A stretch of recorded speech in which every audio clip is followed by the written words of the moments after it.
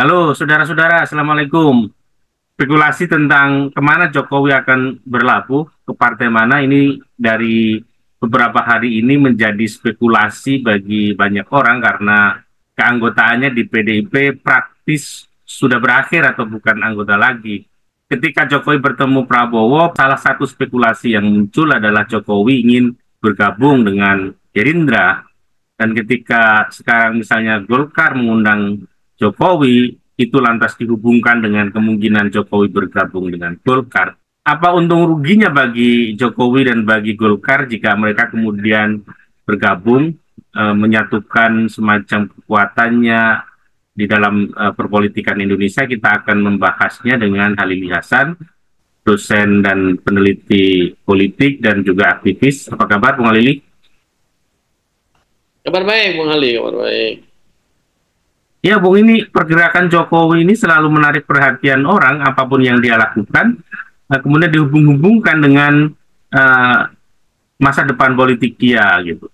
Sekarang ketika Golkar mengundangnya di acara ulang tahun, misalnya, orang kemudian berspekulasi bahwa Golkar sedang ingin merekrut Jokowi masuk di dalam partai tersebut, atau sebaliknya Jokowi ingin bergabung dengan partai tersebut, gitu ya kan. Seberapa menarik sih sebenarnya sosok Jokowi ini bagi partai politik, gitu ya, bagi Golkar, terutama bagi Golkar atau bagi Gerindra, gitu, yang belakangan kemudian dihubung-hubungkan.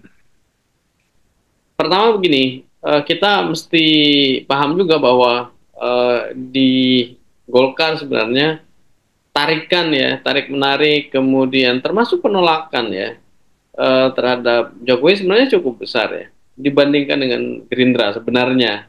Tapi saya ingin kembali pada perspektif awal saya bahwa ya kalau secara formal kemudian Jokowi itu masuk ke salah satu, mau Golkar atau mau Gerindra ya, ya Golkar yang akan mengundang nanti di apa ulang tahun ke-60, puncak ulang tahun ke-60 Golkar, ya bisa jadi itu penanda. Tetapi saya ingin mengingatkan bahwa di internal Golkar sebenarnya tensi atau penolakan terhadap Jokowi itu lebih besar dibandingkan dengan Gerindra. Kita tahu em, Golkar itu merupakan satu dari sedikit partai ya. Barangkali yang kita bisa sebut sebagai partai terbuka itu dengan tidak apa namanya menyebut pada atau saya gunakan bahasanya Jokowi sendiri yaitu partai perorangan gitu ya. Bukan bukan semata-mata partai tertutup. Jadi partai perorangan yang tidak partai perorangan itu kan yang paling kuat pada bagian itu adalah Golkar dan karena itu tensi atau penolakan di internal Golkar terhadap Jokowi itu kan sebenarnya besar. Kita tahu misalnya beberapa bulan yang lalu, ya Agustus September yang lalu itu kan ada demo agak besar ya di kantor DPP Golkar yang itu isinya anak-anak muda gitu ya, yang itu menolak masuknya Jokowi waktu itu juga Gibran di Golkar ya. Karena apa? Karena bagi internal itu tentu saja akan mengurangi apa namanya derajat ya keterbukaan ya derajat go publiknya Golkar yang sebenarnya selama ini sudah kita bisa nilai ternyata baik elit itu berganti dengan gampang di Golkar kemudian faksi satu dengan faksi yang lain dengan secara reguler silih berganti itu memimpin di Golkar dan kalau Jokowi dan Gibran atau siapapun klan Solo kemudian masuk ke uh, apa Golkar pasti itu akan mempersempit ruang fleksibilitas antar faksi untuk memimpin di Golkar satu yang kedua dia akan memungkinkan justru menutup sama sekali jadi apa menutup sama sekali ruang go publicness itu sehingga yang pada mulanya Golkar relatif modern Golkar justru potensial untuk kembali pada situasi seperti partai tertutup, seperti yang dibilang juga oleh Jokowi ketika menyindir PDI Perjuangan sebagai partai perorangan gitu. Itu saya kira akan lebih besar tensi itu di Golkar instead of Gerindra, sehingga kalau tarikannya tadi ya Golkar atau Gerindra ya, kalau kita bicara dari sisi resistensi itu sebenarnya lebih besar di Golkar. Itu satu. Yang lainnya juga penting untuk kita lihat adalah tentu saja secara politik tidak terlalu menguntungkan sebenarnya bagi Jokowi untuk secara formal masuk pada satu partai tertentu. Kenapa? Karena dengan kondisi sekarang sebenarnya ya lebih gampang bagi Jokowi untuk dalam tanda petik mengendalikan beberapa kekuatan besar di Kimpros misalnya. Nah, dalam konteks ini Golkar dan Gerindra. Tapi kalau dia masuk secara formal pada salah satu, saya kok ragu dia akan mampu mengendalikan apa namanya, ya sepak terjang, ya strategi politik pada partai yang dia tidak secara formal menjadi bagian dari anggota atau struktur di dalamnya gitu. Dari sisi Golkar sendiri, sesungguhnya Golkar kan sangat terbuka untuk menerima siapapun asal dia memiliki kekuatan atau kekuasaan politik. Hari ini tentu kita paham bahwa Jokowi tidak memiliki jabatan apa-apa secara formal politik, tetapi dia memiliki anak namanya Gibran Rakabuming Raka yang bisa jadi adalah sumber kekuatan politik yang diinginkan oleh Golkar misalnya. Kita ingat bahwa ketika Yusuf Kala menjadi wakil presiden dan kemudian didudukkan dalam posisi sebagai ketua umum, posisi wapres tentu akan lebih prestisius bagi posisi Golkar gitu kan. Saya kira kembali ke ini ya, pertanyaan dasar ya. Apakah Gibran itu akan memberikan nilai tambah politik atau sebaliknya bagi Partai Golkar? Ya kalau tadi Bung Ali misalnya nyenggol Yusuf Kala ya di masa lalu, ya tentu saja kalkulasinya kalkulasi pragmatis kan, bahwa yang bersangkutan jelas memberikan nilai tambah politik ya bagi Partai Golkar. Nah, pertanyaan dasarnya yang berkenaan dengan Gibran saya kira sama. Apakah Gibran akan menjadi daya tambah politik ya, akan memberikan daya tambah politik bagi Golkar?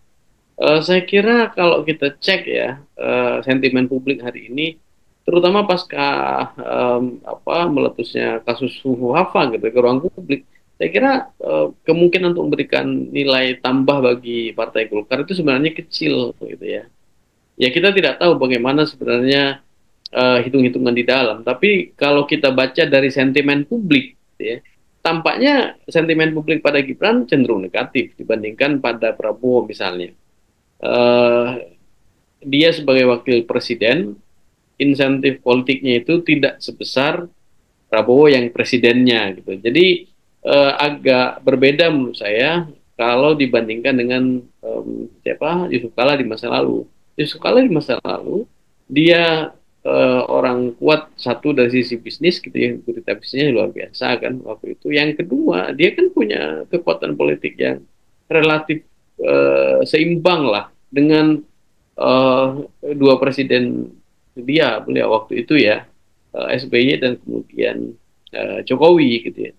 Dalam posisi itu sebenarnya agak tidak apple to apple ya membandingkan Yusuf Kala dan Gibran, terutama dari sisi daya tarik ya bagi partai politik, terutama Partai Golkar. Saya melihat bahwa kalau kita cek ininya, gesturnya siapa, Bahlil misalnya, kemudian ketua umum Partai Golkar itu lalu mengekspresikan dalam tanda petik ketundukan pada Raja Jawa itu melalui anaknya. Jadi anaknya itu ya pantulan cermin saja gitu ya.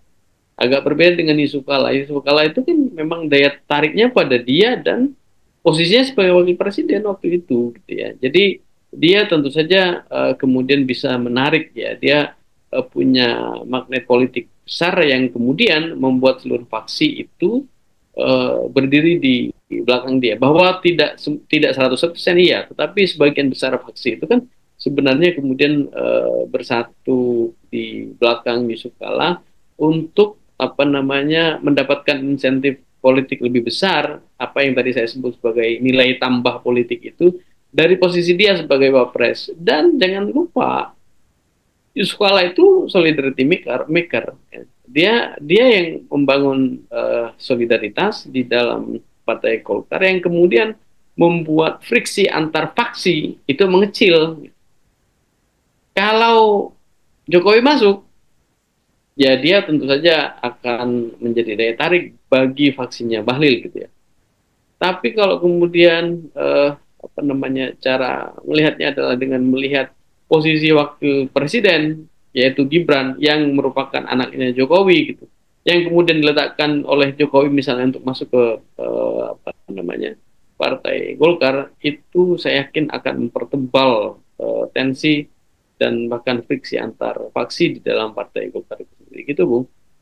Oke, Bung, kalau soal faksi ya, tentu kita tahu bahwa faksi yang dominan sekarang adalah faksinya ketua umum, tentu karena dia menjabat sebagai ketua umum ya, Bahlil, yang kita tahu bahwa dia punya kedekatan personal dengan Jokowi atas jasa-jasanya gitu. Kalau ada kemudian ada friksi antar faksi itu, kira-kira faksi mana yang paling resisten terhadap masuknya Jokowi dan keluarganya itu?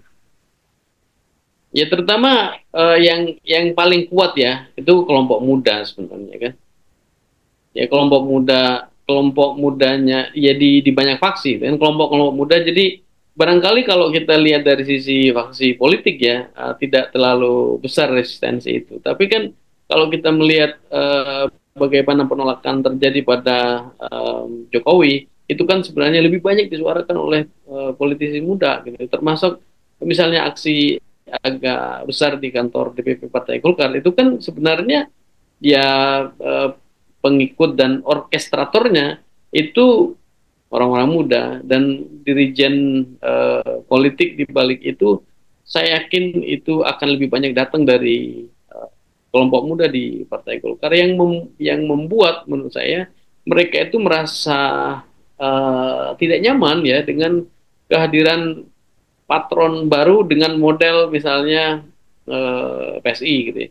Ya tentu caranya berbeda. Kalau di PSI karena dia partai kecil kemudian direbut ketua umum dengan cara semua yang memungkinkan, misalnya dengan secara instan kemudian dalam waktu 3 hari bisa mengambil alih tampuk pimpinan, itu cerita di PSI. Tapi di Partai Golkar kalau cara-cara seperti itu dengan cara yang lebih soft sekalipun, saya kira resistensi itu akan besar, terutama dari kalangan muda. Kenapa?